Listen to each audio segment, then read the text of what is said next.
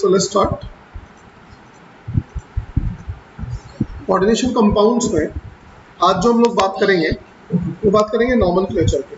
अगर मैं इस चैप्टर को डिवाइड करना चाहूँ तो हम लोग 4 पार्ट में डिवाइड कर सकते हैं। पहला जो पार्ट है उसमें वो आपको Werner theory, basics, coordination compound, double salt से अलग कैसे होता है, उन सब की बात चल रही है।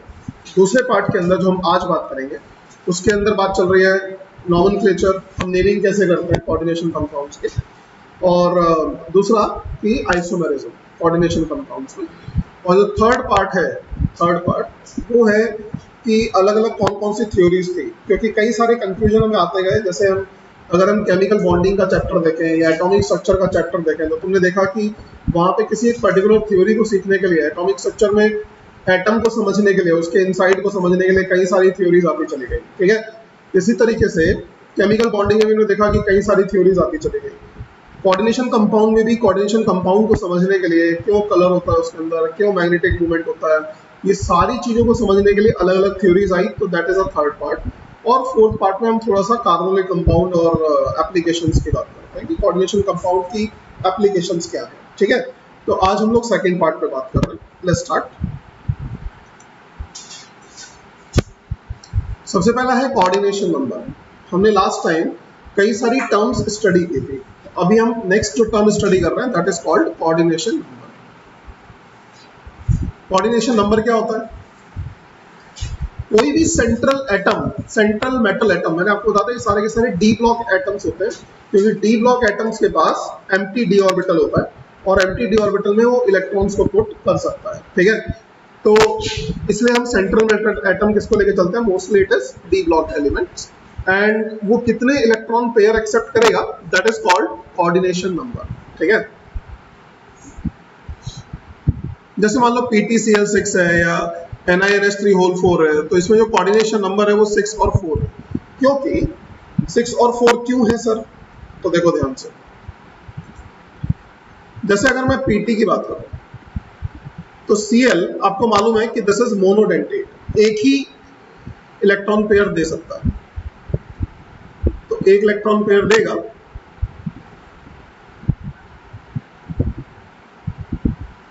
तो 6 इलेक्ट्रॉन पेयर दिए, चूंकि 6 इलेक्ट्रॉन पेयर दिए तो ये क्या बन गया? इसका कोऑर्डिनेशन नंबर क्या हो गया? 6। ऐसे ही अमोनिया, अमोनिया की अगर मैं बात करूं, नाइट्रोजन के पास एक इलेक्ट्रॉन पेयर होता है, वही वो दे सकता है।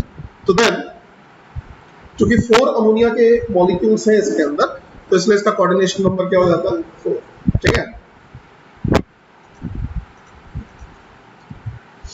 कोऑर्डिनेशन स्फीयर, कोऑर्डिनेशन स्फीयर हम किसको बोलते हैं? The central atom and the ligands attached to it are enclosed in a square bracket is termed as coordination sphere। ठीक है, तो बेसिकली जो सेंट्रल एटम है और उसके जो लिगेंड्स हैं उनको मिला के क्या बन जाता है? Coordination sphere. कोऑर्डिनेशन स्फीयर के अंदर जो भी बंदा होगा जो कोऑर्डिनेशन स्फीयर में काम कर रहा है वो कैसे बात करेगा कि ये लिगेंड्स किस तरीके से अटैच्ड हैं, मोनोडेंटेट लिगेंड है, बाइडेंटेट लिगेंड है, ठीक है, एम्बीडेंटेट लिगेंड है, कौन से हैं, सेंट्रल एटम कौन सा है और शेप कौन सी है। ठीक है, टेट्राहेड्रल है, ऑक्टाहेड्रल है, स्क्वायर प्लेनर है, कौन सी शेप है। ठीक है, इस तरीके से बात करें। और जो आयनाइजेबल ग्रुप होते हैं, जो आयनाइज होते हैं, वो हमेशा बाहर लेके जाते हैं स्क्वायर ब्रैकेट के। जैसे मैंने आप लोगों को एक एग्जांपल दिया था, एक एग्जांपल तो याद रखना चाहिए आपको, K4Fe(CN)6। तो ये तो हमारा कोऑर्डिनेशन स्फीयर हो गया। और ये जो K4 है, जब ये आयनाइज होगा तो 4K+ बनाएगा और इसी को हम बोलते हैं काउंटर आयन। ठीक है, ये समझ में आ गया आप लोगों को? कोई डाउट?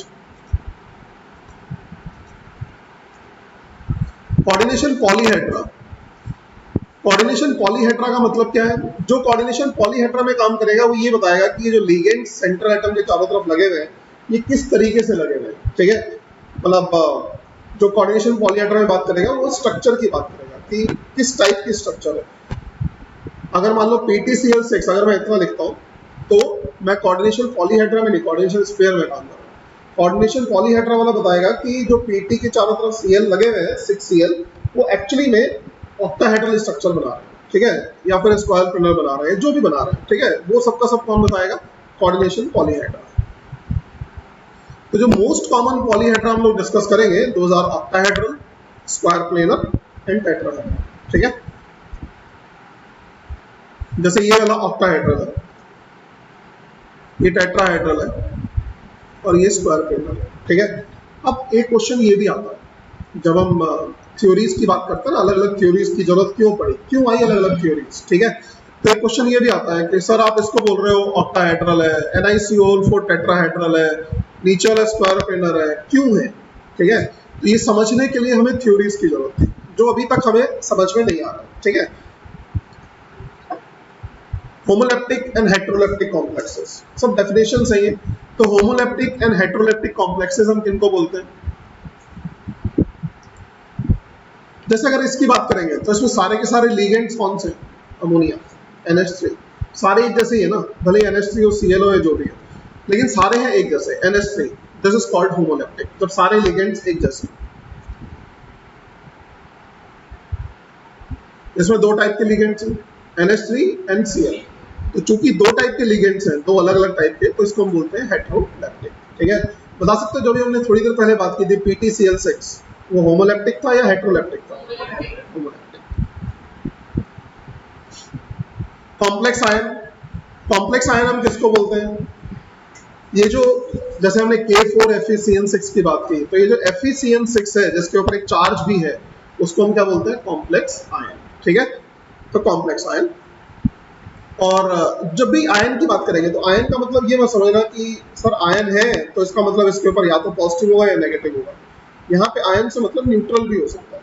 जैसे कुछ लिगेंड्स ऐसे होते हैं जो न्यूट्रल होते हैं, जैसे अभी हमने थोड़ी देर पहले बात की थी NiCO4, तो उसके ऊपर कोई चार्ज नहीं, ठीक है, तो दैट इज न्यूट्रल। K4FeCN6 अगर हम इसको डाल दें तो ऐसे, तो इसमें जो कॉम्प्लेक्स आयन है उसके ऊपर कौन सा चार्ज है? Negative, this is anion. तो ये सिंपल आयन है और ये कॉम्प्लेक्स आयन है। कोऑर्डिनेशन नंबर, अब हम बात करते हैं कोऑर्डिनेशन नंबर की। NH3 whole twice, H2O NH3 whole 5। तो चूंकि यहाँ पे Ag के पास दो NH3 के मॉलिक्यूल्स है, तो इसका कोऑर्डिनेशन नंबर क्या हो गया? 2। यहाँ पे कोऑर्डिनेशन नंबर क्या हो गया? 6। कितने लिगेंड्स है उसको हम क्या बोलते हैं? कोऑर्डिनेशन नंबर, ठीक है।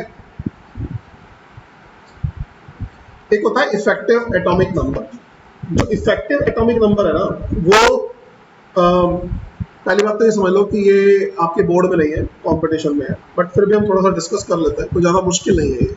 इफेक्टिव एटॉमिक नंबर क्या होता है और किस लॉजिक पे बेस्ड है? जब केमिकल बॉन्डिंग हमने पढ़ा था तब एक क्वेश्चन आया था, सबसे पहला क्वेश्चन, कि सर कोई भी एटम बॉन्ड बनाता ही क्यों? ना बनाए बॉन्ड, फ्री रहे, सोडियम फ्री रहे, क्यों इतना रिएक्टिव होता है, ठीक है। क्लोरीन फ्री रहे, क्यों इतना रिएक्टिव होता है, ठीक। तो कोई भी बॉन्ड क्यों बनाता है? For stability. चलो ठीक है, स्टेबिलिटी के लिए बनाता है। तो ये स्टेबिलिटी कैसे आ जाती है? इलेक्ट्रॉन देने लेने से या शेयरिंग करने से स्टेबिलिटी कैसे आ जाती है? क्योंकि इलेक्ट्रॉन देने से, लेने से या शेयरिंग करने से उसको नोबल गैस कॉन्फ़िगरेशन मिल जाता है, नोबल गैस का कॉन्फ़िगरेशन मिल गया। तो अब यहाँ पे सेम क्वेश्चन आ रहा है कि अगर मैं K4FeCN6 की बात करता हूँ तो FeCN से इलेक्ट्रॉन ले ही क्यों रहा है और क्यों ले पा रहा है? तो वो इसलिए ले पा रहा है क्योंकि उसको नोबल गैस कॉन्फ़िगरेशन अचीव हो गया, स्टेबिलिटी अचीव हो गया, इसलिए वो ले पा रहा है। और इसी के ऊपर बेस्ड है इफेक्टिव एटॉमिक नंबर। तो इफेक्टिव एटॉमिक नंबर, उसकी डेफिनेशन क्या है? It is defined as a total number of electrons present in the metal atom or ion after gaining electrons from the donor atom of the ligands, ठीक है। Ligand ने जब electron दे दिए और atom के पास अगर उसने कोई इलेक्ट्रॉन देने थे लेने थे, वो सब ले लिए, लिगेंड के इलेक्ट्रॉन भी ले लिए, उसके बाद उसके पास जो नंबर बचते हैं, इलेक्ट्रॉन जितने आते हैं, उसको हम बोलते हैं इफेक्टिव एटॉमिक नंबर, ठीक। मैं आपको करके दिखाता हूँ, ये टेंशन मत लेना। तो EN का फॉर्मूला है Z, यानी एटॉमिक नंबर ऑफ मेटल। कौन सा मेटल? सेंट्रल मेटल, ठीक है, minus number of electrons lost in the ion formation, जितने इलेक्ट्रॉन उसने लॉस्ट किए, क्योंकि जब हम मेटल आयन की बात कर रहे हैं तो उसके ऊपर तो पॉजिटिव चार्ज ही होगा ना, और पॉजिटिव चार्ज का मतलब इलेक्ट्रॉन दिए आपने, तो इसलिए हमने इसमें लिखा इलेक्ट्रॉन लॉस्ट, ठीक है, plus number of electrons gain from the donor atoms, जितने लिगेंड से उसको इलेक्ट्रॉन्स मिले, लिगेंड हमेशा इलेक्ट्रॉन देगा सेंट्रल एटम को, ठीक है। तो this is the formula of effective atomic number.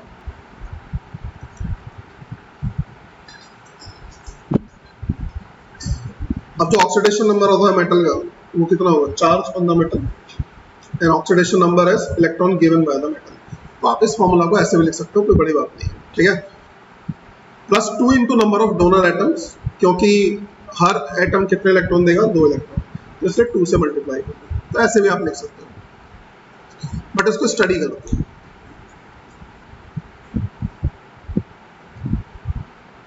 जैसे मान लो इसकी मैं बात कर रहा हूँ, इसमें सेंट्रल एटम कौन है, कोबाल्ट। लिगेंड्स कौन है, क्या आप मुझे बता सकते हो कि जब ये आयनाइज होगा तो कॉम्प्लेक्स आयन पे कितना चार्ज आएगा, 3 Cl निकलेंगे माइनस के, तो इसलिए कॉम्प्लेक्स आयन पे कितना चार्ज आएगा, +3, तो +3 का चार्ज आया। Atomic number of metal 27। अच्छा, एक चीज और समझ लो कि कुछ ही ट्रांजिशन मेटल्स होते हैं जो इसमें पार्टिसिपेट करते हैं कोऑर्डिनेशन कंपाउंड बनाने में, तो उनके एटॉमिक नंबर आपको याद होने चाहिए कम से कम। तो कोबाल्ट का कितना है, 27, कोऑर्डिनेशन नंबर कितना है, 6, ठीक है। तो इसका मतलब हर अमोनिया ने कितने इलेक्ट्रॉन दिए, 2 इलेक्ट्रॉन्स, तो इसका टोटल कितने इलेक्ट्रॉन्स गिवन हो गए, 12 इलेक्ट्रॉन्स।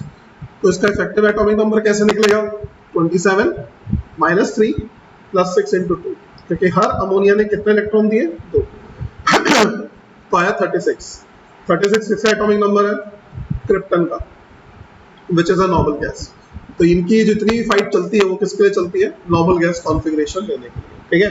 अब ये थ्योरी है कि इसके लिए चलती है, लेकिन कुछ एक्सेप्शंस भी है, केमिस्ट्री है, एक्सेप्शन तो आएंगे, ठीक है। K4FeCN6 सेंट्रल एटम कौन है, Fe, +2 का चार्ज है। समझ में आया आपको +2 का चार्ज कैसे है या नहीं आया, चलो देखते हैं +2 का चार्ज कैसे है, मैं आपको यहीं पे समझा देता हूँ। K4FeCN6, तो 4K+ हुए, तो मुझे बताओ कि जो Fe है, FeCN6, इसके ऊपर कितना चार्ज आएगा, -4। ये बात समझ में आई। अब देखते हैं Fe के ऊपर कितना चार्ज आएगा। मान लो Fe के ऊपर X का चार्ज है, Cn के ऊपर -1 का होता है,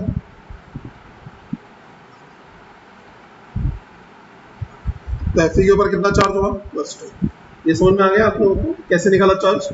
हमें यहाँ का चार्ज नहीं देखना है, हमें Fe के ऊपर जो चार्ज है सेंट्रल एटम के ऊपर, वो देखना है, ठीक है।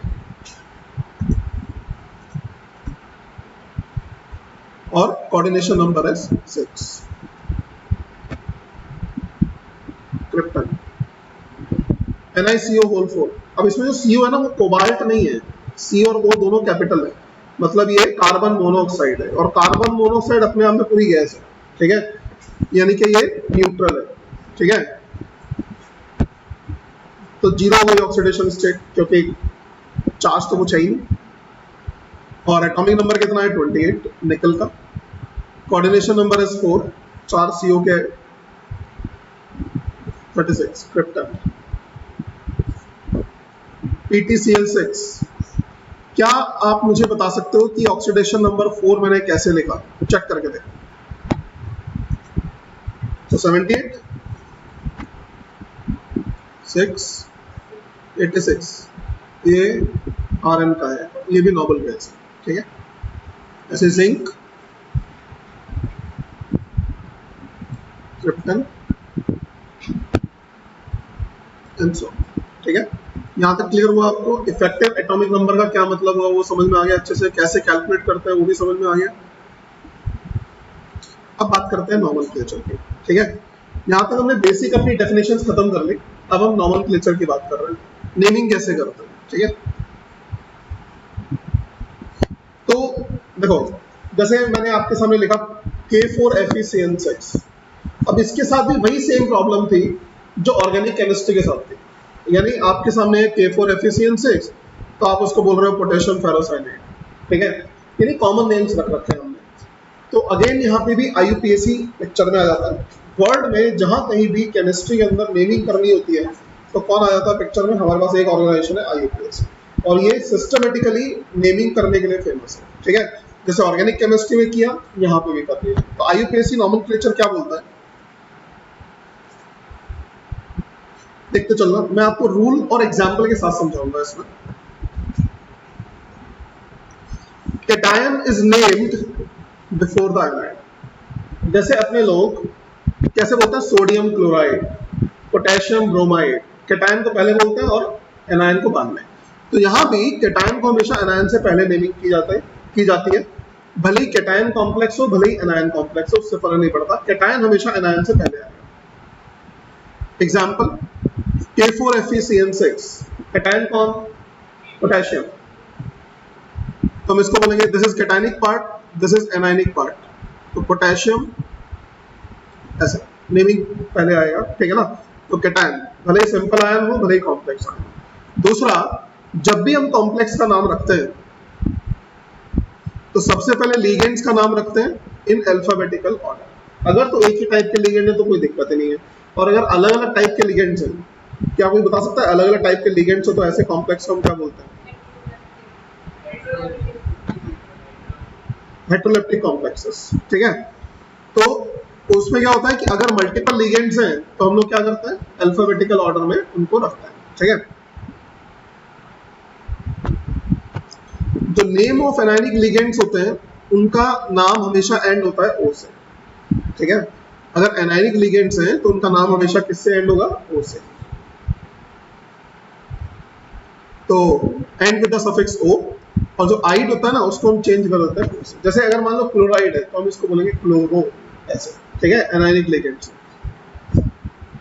आइट को हम आइटो में चेंज कर देते हैं, जैसे सल्फाइट है तो सल्फाइटो, ठीक है। एट होगा तो एटो में चेंज कर देंगे, सल्फेट को सल्फेटो।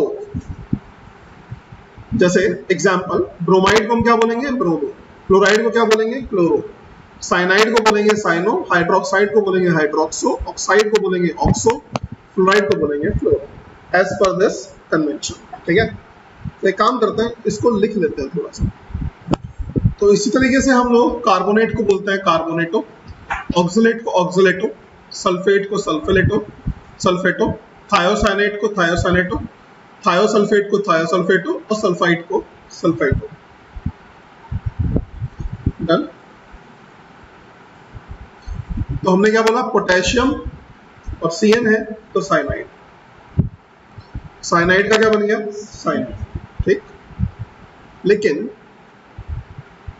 और जो न्यूट्रल लिगेंड्स होते हैं उनको हम एज इट इज ही नाम रख देते हैं उनका, ठीक है। जैसे एथिलीन डायमाइन है,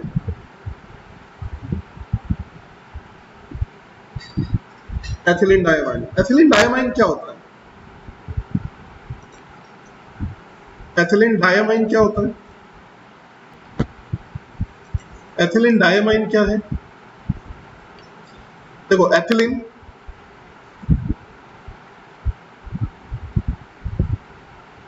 और डायमाइन,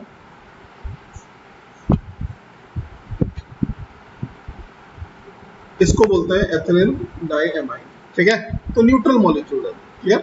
हाँ, कहाँ कहाँ पे नाम चेंज है, वाटर, वाटर को हम वाटर नहीं बोलते, यहाँ पे एक्वा बोलते हैं। अमोनिया को हम एमाइन बोलते हैं। अब एक बात समझ लेना, कई सारे बच्चे कंफ्यूज रहते हैं, ये AMMINE है, दिस इज करेक्ट, लेकिन अगर आपने ऐसे लिख दिया तो ये गलत हो जाएगा, क्योंकि जो एमाइन है सिंगल एम, वो NH2 को बोलते हैं ऑर्गेनिक केमिस्ट्री। इसको ऑर्गेनिक केमिस्ट्री से कंफ्यूज मत करना, दिस इज AMMINE, ठीक है। तो ये ध्यान रखोगे। और कार्बन मोनोऑक्साइड को हम कार्बोनिल बोलते हैं, ठीक है। नेक्स्ट इज, अब जैसे CN के तो सर 6 लिगेंड्स हैं, तो वो 6 के लिए क्या करोगे आप, तो 6 के लिए हम क्या करेंगे, 2 के लिए डाई, 3 के लिए ट्राई, 4 के लिए टेट्रा, 5 के लिए पेंटा, 6 के लिए हेक्सा, ठीक है। जैसे हम ऑर्गेनिक केमिस्ट्री में करते हैं। तो वहां पे हम क्या करेंगे, दिस बिकम्स पोटेशियम साइनो, और साइनो से पहले क्या लगाएंगे, हेक्सा, ठीक है, हेक्सा साइनो। अब रह गया सिर्फ Fe, क्लियर। तो हमने कैटायन को पहले रखा, और फिर हम उसके बाद, चूंकि एनायन उसका कॉम्प्लेक्स है, तो इसलिए हम लोग एनायन की नेमिंग करने की कोशिश कर रहे हैं। तो सबसे पहले आपको क्या पुट करना है, लिगेंड्स, बाद में क्या पुट करना है, सेंट्रल एटम। लिगेंड्स में भी आपको कैसे पुट करना है, अल्फाबेटिकल ऑर्डर में। और किसको कैसे कन्वर्ट करना है, लिगेंड्स के एक्चुअल नाम नहीं आते तो न्यूट्रल लिगेंड को कैसे करेंगे, एनायनिक लिगेंड्स को कैसे करेंगे, वो हमने सीख लिया, ठीक है। और फिर उसके बाद अगर लिगेंड्स एक से ज्यादा है तो आप उसमें डाई, ट्राई, टेट्रा, पेंटा, हेक्सा ये सब वर्ड्स यूज करोगे, ठीक है। चलो रूल नंबर 3, अब कॉम्प्लेक्स की नेमिंग करते हुए अगर कॉम्प्लेक्स एनायनिक कॉम्प्लेक्स है, जैसे K4FeCN6 की बात कर रहे हैं तो इसमें एनायनिक पार्ट क्या है, कॉम्प्लेक्स क्या है, FeCN6, और ये एनायनिक है क्योंकि इसमें -4 का चार्ज है। तो अगर एनायनिक है तो हम मेटल के लास्ट में 8 लगाते हैं, ATE 8 लगाते हैं।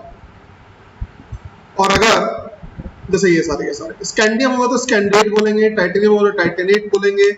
इसको एक बार लिख लो अपने पास एंड देन उसके बाद फिर हम लोग इससे आगे चलते हैं, ठीक है ना। तो ये लिख लिया आप लोगों ने। तो पोटेशियम हेक्सासाइनोफेरेट, ये इसका IUPAC नेम है, ठीक है। रूल नंबर 4, मेटल एटम या ion is named last with oxidation state given in Roman numerals follows in parenthesis, ठीक है। इसका क्या मतलब है, पोटेशियम हेक्सासाइनोफेरेट और उसके ऊपर आयरन के ऊपर चार्ज कितना था, +2, तो जो उसका ऑक्सीडेशन नंबर है वो हम इस तरह से रोमन न्यूमेरल में लिख देते हैं, ठीक है। Note down. तो अब हम लोग कुछ कंपाउंड्स के नेमिंग करने की कोशिश करेंगे। ये जितना मैंने आपको कंटेंट लिखवा दिया इसी से ही आप अपने हिसाब से बनाने की कोशिश करोगे। मैं कुछ एग्जांपल्स दे रहा हूँ। LiAlH4, कोशिश करो। सबसे पहले आएगा लिथियम, ठीक है। उसके बाद मैं इसको क्या बोलूँ, लिथियम एल्यूमिनियम हाइड्राइड या कुछ और, ये तो कॉमन नेम हुआ। हम लोग सबसे पहले किसका नाम रखते हैं, लिगेंड्स का। लिगेंड कौन, H, ठीक है।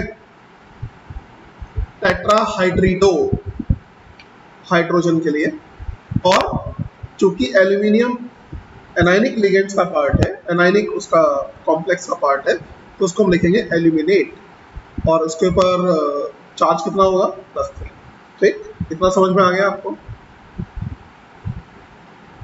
कोशिश करो इसके भी। इसका कैसे होगा, सोडियम कैटायन पहले, हेक्सानाइट्रिटो कोबाल्टेट 3। क्या सबको समझ में आया कैसे हुआ, कोई डाउट है किसी को, ट्राई करो इसको भी।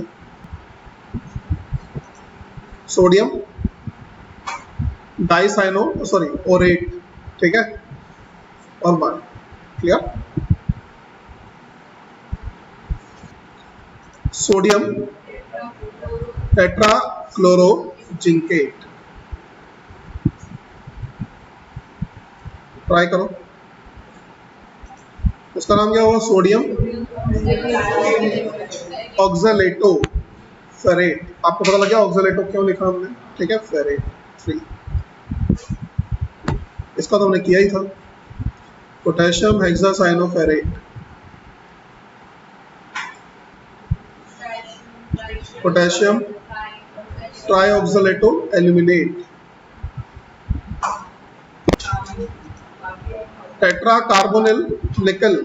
अब यहाँ पे निकलेट नहीं लगेगा क्योंकि ये कोई एनायनिक कॉम्प्लेक्स का पार्ट नहीं है, इसका न्यूट्रल कॉम्प्लेक्स, और निकल का ऑक्सीडेशन नंबर क्या है यहाँ पे 0, ठीक है।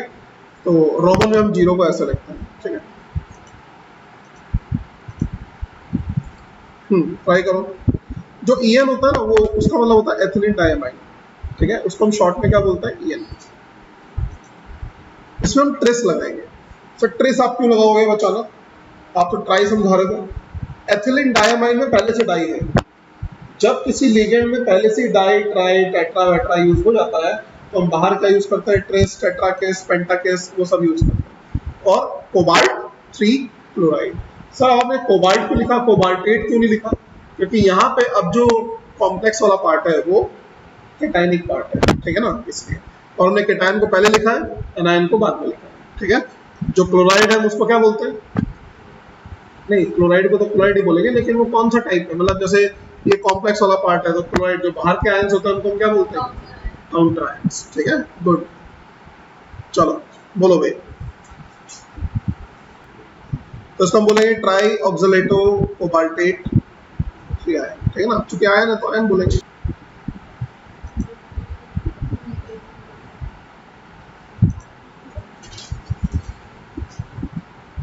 तो टेट्रा साइनो निकलेट आयन। ठीक है,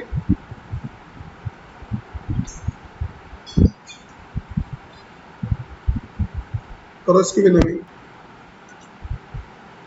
पेंटा एमाइन, मैंने आपको बताया डबल एम, पेंटा अमाइन डाई एक्वो। अब देखो एक बात समझ लेना यहाँ, नोट डाउन करने जैसा क्या है, जो पेंटा है ना,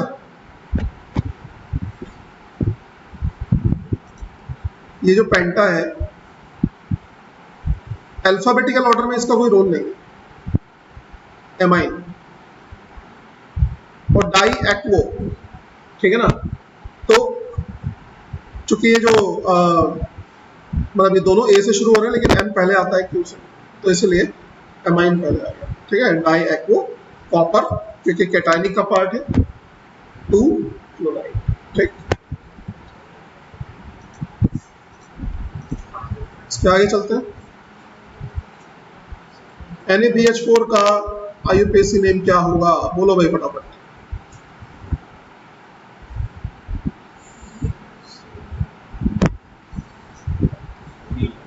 सीधी बात है ना, शुरू के तीन तो वैसे भी नहीं हो सकते, रोमन न्यूमेरल में लिखा ही नहीं है कुछ भी।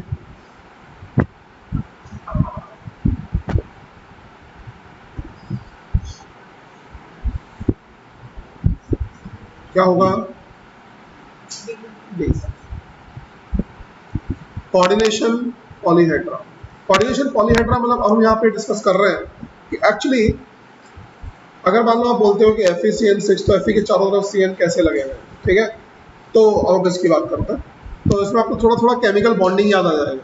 ठीक है, एक्चुअली दिया भी उन्हीं लोगों ने था, उनका जो VBT थ्योरी है, केमिकल बॉन्डिंग में पढ़ी थी, वैलेंस बॉन्ड थ्योरी, उसका एक बहुत बड़ा रोल है यहाँ पे। ठीक है, तो कोऑर्डिनेशन पॉलीहेड्रा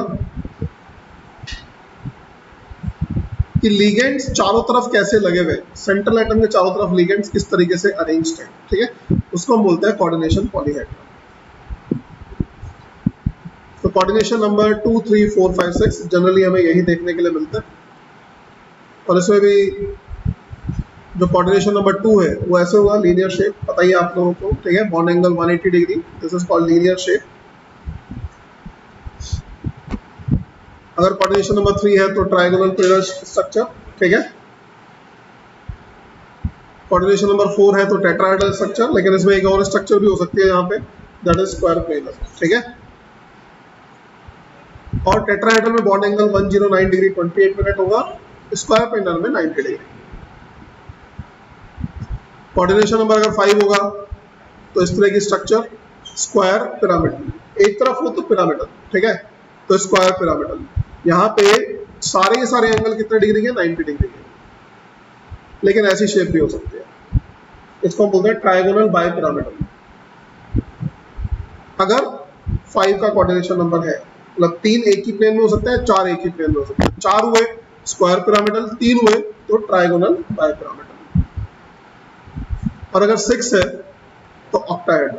हमें ये बहुत शेप, हमें जो दो सबसे ज्यादा स्टडी करनी है इस चैप्टर में शेप, वो टेट्राहेड्रल है और ऑक्टाहेड्रल है। तो इसको अपने दिमाग में बिठा लो, टेट्राहेड्रल, ऑक्टाहेड्रल। ठीक है,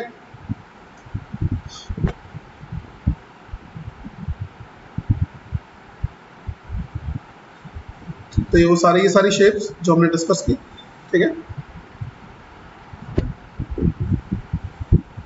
तो बताओ जब कोऑर्डिनेशन नंबर 3 होता है तो कौन सी शेप होगी, कौन सी,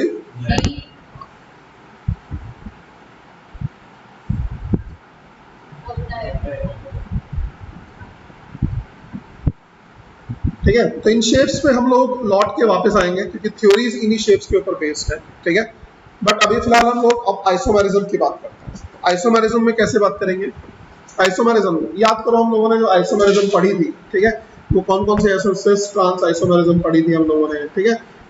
हमने जो इस चैप्टर की थ्योरीज है वो बहुत ज़्यादा केमिकल बॉन्डिंग से उठाई है, ऑर्गेनिक केमिस्ट्री से पिक की है और उसके अंदर थोड़ा बहुत अपना मसाला मिक्स किया है, ठीक है। तो चलो आइसोमेरिज्म की बात करते हैं। आइसोमेरिज्म, ये तो आपको मालूम ही आइसोमेरिज्म किसको बोलता है कि सेम मॉलिक्यूलर फॉर्मूला हो लेकिन स्ट्रक्चर्स अलग अलग हो, ठीक है। तो फिजिकल और केमिकल प्रॉपर्टीज भी अलग अलग हो जाती हैं। This is called isomerism. जो आयनिक बॉन्ड्स होते हैं वो तो होते हैं नॉन डायरेक्शनल, ठीक है। नॉन डायरेक्शनल होने का क्या मतलब? सर नॉन डायरेक्शनल का क्या मतलब है? नॉन डायरेक्शनल का मतलब ये है कि जैसे Na प्लस है, अगर मान लो उसको Cl माइनस को अट्रैक्ट करना है तो वो तो किसी भी डायरेक्शन से कर सकता है। It is just a attraction between positive and negative charge. ऐसे भी आ सकता है तो भी अट्रैक्ट हो जाएगा, ऐसे आएगा तो भी हो जाएगा, ऐसे आएगा तो भी हो जाएगा। कोई ये कुछ ऐसा नहीं बोल रहा है कि नहीं तुम्हें AC डायरेक्शन से आना है तभी तुम अट्रैक्ट होंगे, ठीक है। लेकिन जैसे अगर हम CCl4 की बात करें जहाँ पे कि कोवेलेंट बॉन्डिंग है, तो CCl4 में C बोलता है देखो भैया तुम्हें Cl को ना ऐसे टेट्राहेड्रल ही बनाना पड़ेगा, राइट।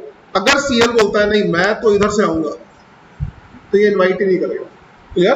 क्योंकि जो आयनिक बॉन्ड्स हैं वो नॉन डायरेक्शनल है और जो कोवेलेंट बॉन्ड्स हैं वो सबके सब क्या है? Directional bonds. इसीलिए जो आइसोमेरिज्म है वो किस में एग्जिस्ट करती है? कोवेलेंट बॉन्ड्स में, आयनिक बॉन्ड्स में एग्जिस्ट नहीं करती है। इसीलिए हम लोग जब भी आइसोमेरिज्म की बात करेंगे इसमें तो हमेशा ये जो कोऑर्डिनेशन स्फीयर है हमारा उसी के अंदर बात करेंगे, उसके अलावा और कहीं भी बात नहीं करेंगे, ठीक है। ये समझ में आ गया आप लोगों को? ओके। तो कोऑर्डिनेट बॉन्ड्स आर डायरेक्शनल, इसलिए हम आइसोमेरिज्म की बात सिर्फ और सिर्फ पॉलीहेड्रा के अंदर ही करेंगे, ठीक है। कॉपर है,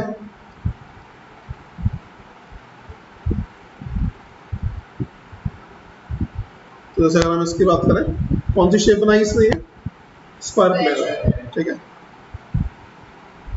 तो आइसोमेरिज्म यहाँ पे दो टाइप की होती है, स्ट्रक्चरल एंड स्टीरियो आइसोमेरिज्म, ठीक है।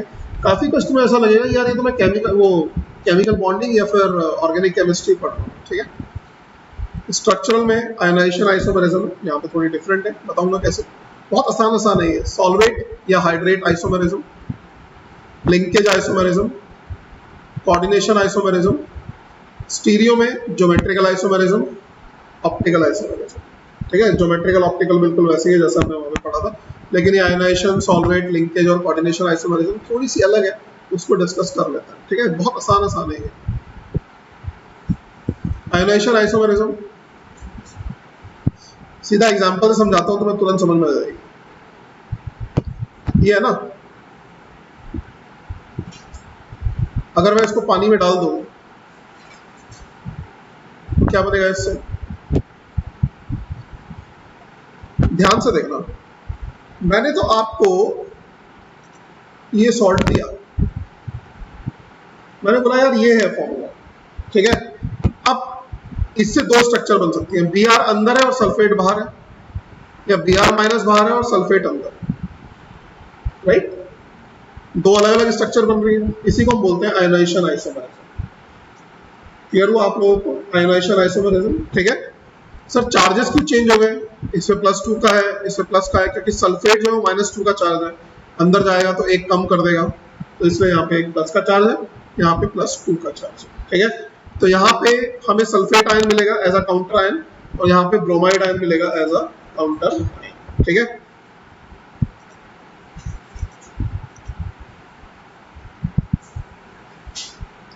तो अगर मैं बेरियम क्लोराइड डालूं तो ये वाला देगा व्हाइट प्रेसिपिटेट, क्या वो वाला भी व्हाइट प्रेसिपिटेट देगा?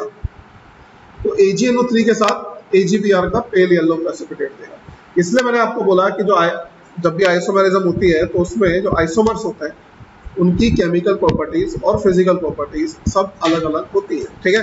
AgBr का प्रेसिपिटेट ये पहले वाला नहीं देगा और बेरियम सल्फेट का प्रेसिपिटेट दूसरे वाला नहीं देगा।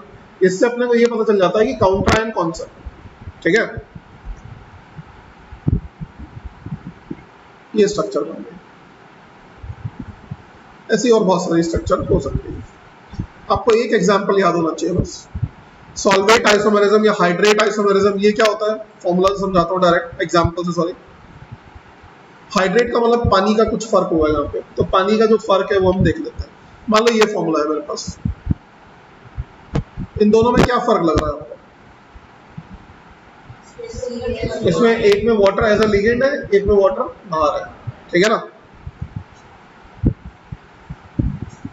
इन दोनों में भी सेम फर्क, बस इसी को हम हाइड्रेट आइसोमेरिज्म बोलते हैं, ठीक है? अब एक बात समझ लेना, इसके अंदर जो सेंट्रल एटम है ना, क्रोमियम, उसके चारों तरफ अभी 6 लिगेंड्स ही रहेंगे, वो चेंज नहीं होगा, स्ट्रक्चर चेंज नहीं होगी कि सर टेट्राहेड्रल से ऑक्टाहेड्रल हो गया, ऑक्टाहेड्रल से टेट्राहेड्रल हो गया, वो सब कुछ नहीं होगा। अगर एक पानी का मॉलिक्यूल बाहर आता है तो एक Cl अंदर भी जा रहा है, ठीक है? तो जो चारों तरफ कोऑर्डिनेशन नंबर है वो सेम ही रहेगा, क्लियर?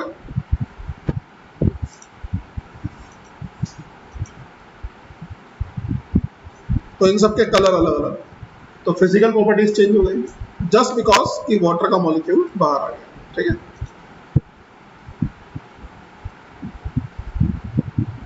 लिंकेज आइसोमेरिज्म, नाम से ही लगता है इसमें कुछ लिंक का फर्क होगा, ठीक है? दिखाता हूं लिंकेज आइसोमेरिज्म, इसकी डेफिनेशन है, लेकिन हम सीधा सीधा एग्जांपल पे चलते हैं।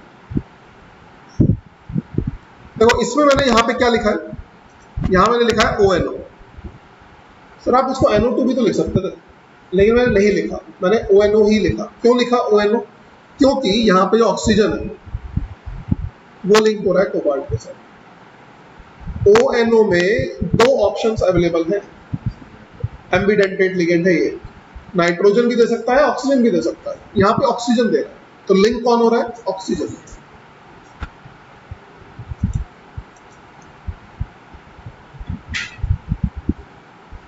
रेड कलर, क्योंकि ऑक्सीजन दे रहा है, यहाँ पे नाइट्रोजन दे रहा है, सिर्फ इस वजह से इसका कलर येलो हो जाता है, ठीक है? तो यहाँ पे किसका फर्क है? लिंक का, कौन लिंक हो रहा है, ठीक है?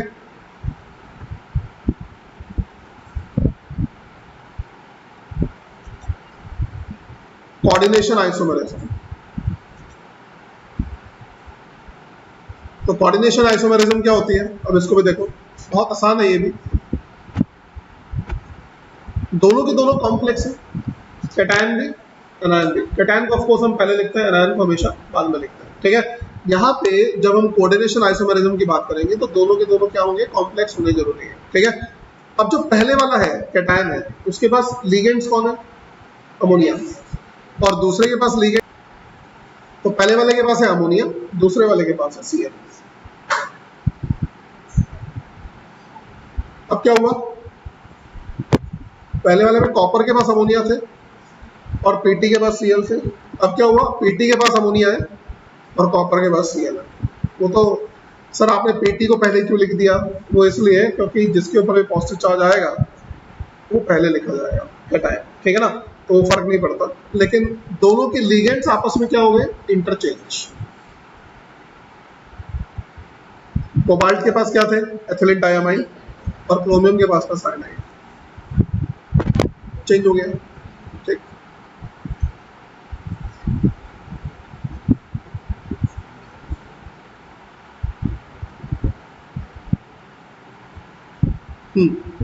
कौन इनमें से शो करेगा?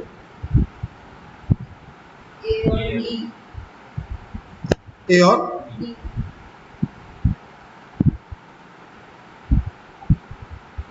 सही,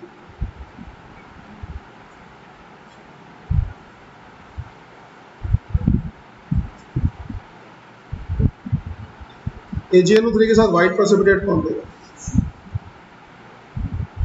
सही है। तो आज हम यहीं तक कर रहे हैं, और नेक्स्ट लेक्चर से हम ज्योमेट्रिकल आइसोमेरिज्म से शुरू